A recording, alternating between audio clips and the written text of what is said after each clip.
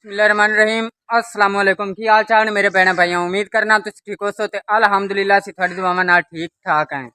आज दा व्लॉग शुरू करने पहले मेरी एक छोटी रिक्वेस्ट है कि मेरी वीडियो लाइक किया करो और मेरे चैनल को सब्सक्राइब कर लो ताकि मेरे आने वाली वीडियो थोड़े तक बआसानी पहुँच सके। जिथे भी रहो खुश रहो, बात रहो, हंसते मुस्कुराते रहो। साडी दुआवां हमेशा थोड़े नाल ने। हाँ जी, तो अज जो है ना मैं इत्थे काम ते लगा होया सू। इहदे नाल ही मतलब घर दे गवाह हमसाया ले।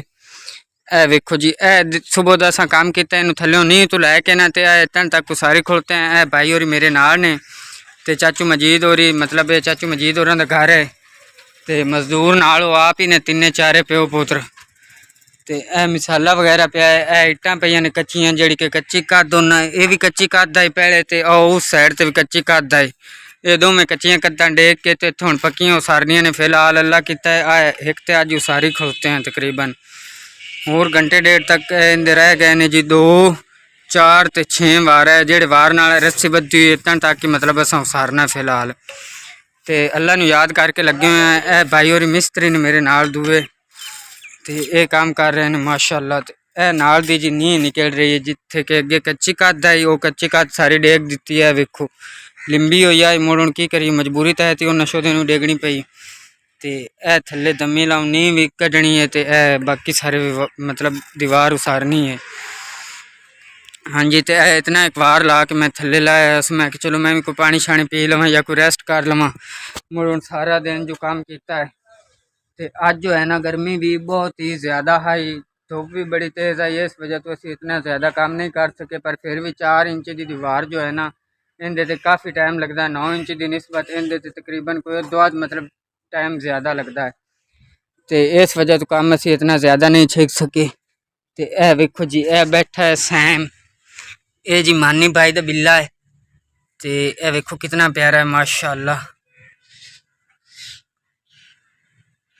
हाँ जी, तो ओ मानी भाई फिरदे ने अंदर। ए वेखो जी, यह सूरत हाल है जी इन्हां दी अगे, मतलब अगले कमरे दी। ए वेखो माशाअल्लाह, अगे भी एक ही कमरा इन्हें कच्चा, साडे रीति है उत्ते टीआर गार्डर ते उत्ते काने वगैरह पाए हुए ने, क्योंकि कच्चियां दीवारां ने, कच्चा गारा सारा। इस वजह तो इन्हां भी साडे वांग गुजारा ही किया है फिलहाल। तो कोई नहीं, अल्लाह पाक खैर कर सी, रब इन्हां नूं गुंजाइश दित्ती, कदे न कदे इंशाअल्लाह सानू भी गुंजाइश देसी रब। तो असी भी अपने पक्के गत के बोसा हैं। हाँ जी, तो हुण अल्लाह नूं याद करके लगने हैं काम ते। हमने साड़ियाँ जोटियाँ बनी हुई ने, वो दोवें जो है ना, ये साड़ियाँ जोटियाँ ने।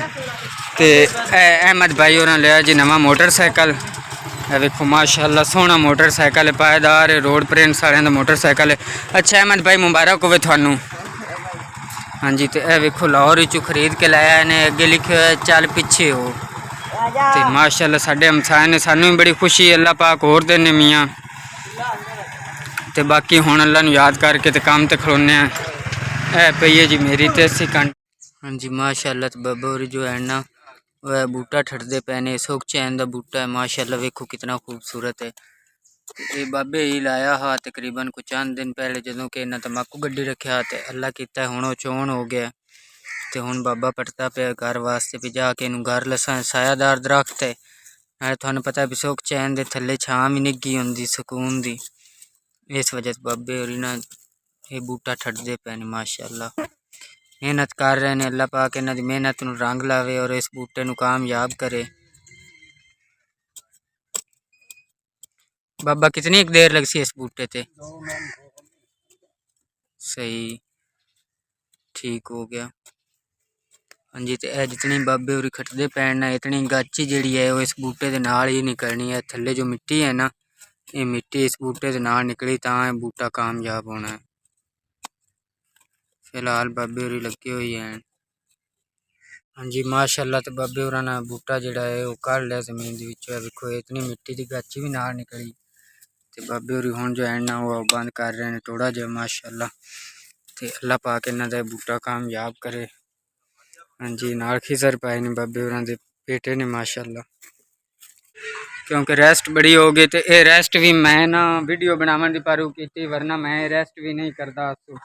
मैं आख्या जी सारा दिन वीडियो बनाई, कोई नहीं चलो हुण ही वीडियो बना ली, कोई जेड़ा चढ़ टाइम है इस वजह से।